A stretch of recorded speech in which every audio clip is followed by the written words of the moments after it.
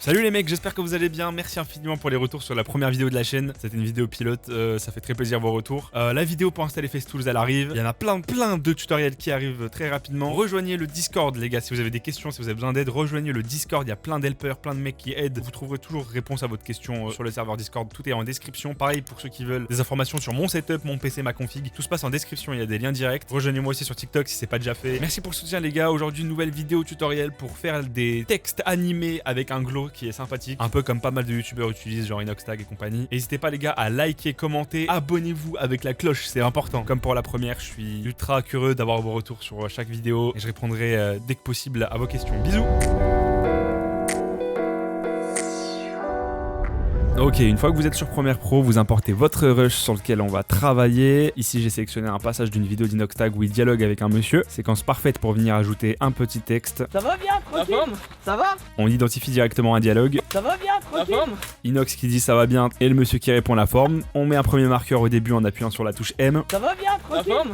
Et on met un deuxième quand le monsieur dit la forme, il répond. Ça va bien? Inox qui dit ça va bien. Tranquille? Le monsieur qui dit la forme. Super, on a nos deux textes. On va titrer ça, on clique sur l'outil texte en bas ou on appuie sur la touche T, on clique sur le programme et on écrit le texte. Ça va bien. Nickel, on resize un peu, prenez large parce que vous allez voir que sur After Effects on va pouvoir crop ça comme on en a envie. On a écrit ça va bien, maintenant on va ajouter un peu plus de style, c'est pas très attrayant comme ça. On clique sur le texte dans notre fenêtre d'objets graphiques essentiels. On va choisir une police, peu importe votre choix. Ici, je vais prendre celle-ci. Faites comme bon vous semble à ce niveau. Je vais ajouter un peu d'angle. Voilà, on a mis ça en italique. Et maintenant, on va prendre une couleur. Je vais prendre celle qu'il utilise, je crois. Un jaune un peu pétant qui tire légèrement vers l'orange. Nickel, on a ça. Maintenant, on peut venir personnaliser davantage le texte en ajoutant une ombre portée, soit pour le détacher du fond, classiquement, comme ça, avec de l'ombre noire. Sinon, on utilise une ombre colorée avec un fond qui se démarque avec un orange très sombre qui tend vers le rouge. Hop, on met 10 de distance. Je pense que c'est la valeur parfaite. Et voilà, on a notre texte jaune stylisé. On s'en fout du placement pour le moment. Si vous voulez un conseil, juste mettez-le au milieu. On l'agrandit légèrement, peu importe, on pourra le resize tout à l'heure. Maintenant, on va maintenir la touche Alt et on va glisser vers le haut le layer de texte. Ça va le dupliquer et on va pouvoir le mettre au deuxième marqueur pour écrire la réponse du monsieur. Il demande de la forme, je crois, si je me trompe pas. Ça va bien, tranquille? Ça va? Voilà, il dit la forme. Pareil, on va pas crop pour le moment. On a nos deux textes. Vous pouvez pour le deuxième le customiser différemment sur les couleurs, par exemple. Carrément, on peut faire un exemple de sans l'ombre. Comme ça, je vais vous montrer à quoi ça ressemble. Une fois qu'on a ça, on va ajouter le fameux glow utilisé sur les titres d'Inoxtag. Et on va animer nos deux textes. On fait clic droit sur le layer de texte, le premier. On fait remplacer par une composition After Effects. Nommez ça comme vous voulez.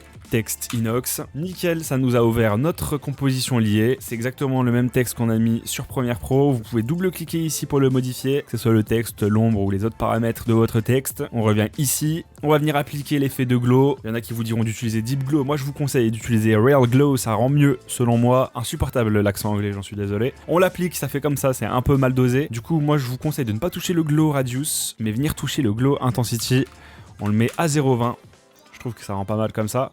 Cliquez sur une mute. Voilà, c'est important. Sinon, ça va pas pouvoir supprimer le fond noir. Et voilà, on a le texte qui s'est affiché comme on veut. On a un beau glow. Ça rend pas mal. Une fois qu'on a fait ça, moi, je vais venir animer le texte avec mon extension, celle que je vous ai présentée sur mon dernier TikTok. N'hésitez pas à le rejoindre, c'est en description. Avec Animation Composer, vous pouvez le faire vous-même manuellement ou avec n'importe quelle extension. Ça passe. C'est juste pour mettre une dynamique au texte. C'est sympa. Je vais mettre une animation in and out avec un de rebond à chaque fois. Pas besoin de plus. Et voilà, on a notre texte animé, il arrive et il part. C'est sympa, peut-être un peu long. Donc on va tout simplement le réduire ici et on va venir remettre nos clés d'animation un peu différemment.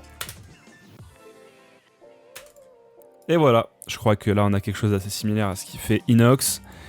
Voyons comment ça rend directement sur notre projet Premiere Pro. Ça va bien, tranquille? Ça va?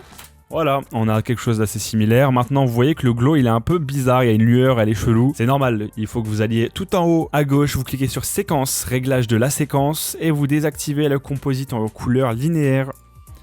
Voilà, ça va venir un peu clean votre lueur. Et maintenant, vous pouvez déplacer votre texte comme bon vous semble. Vous pouvez même le traquer si vous êtes un peu déter. Ça va bien, tranquille? On va le réduire un peu. Je trouve qu'il est un chouïa trop gros.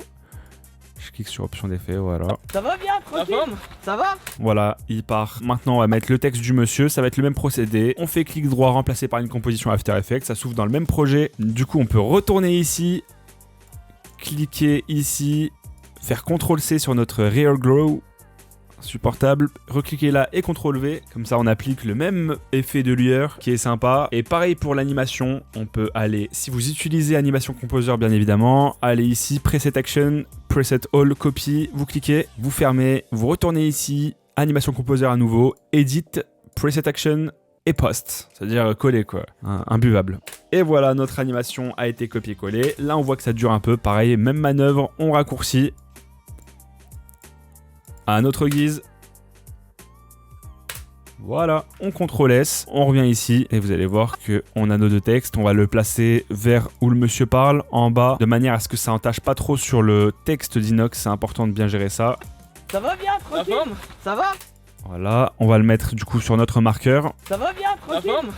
Et voilà, on a nos deux textes, vous avez plusieurs possibilités de style. Si vous trouvez que ça ressort pas assez, vous pouvez directement ajouter sur Premiere Pro, sur votre composition liée, un peu d'ombre. Hop là, ça ressort directement plus, vous voyez la différence. Tout ça, ça dépend de vos goûts surtout. Et si vous voulez faire une petite inclinaison comme il faisait des fois, vous utilisez l'effet 3D simple, vous le calez sur votre composition liée et on va venir toucher à la rotation horizontale.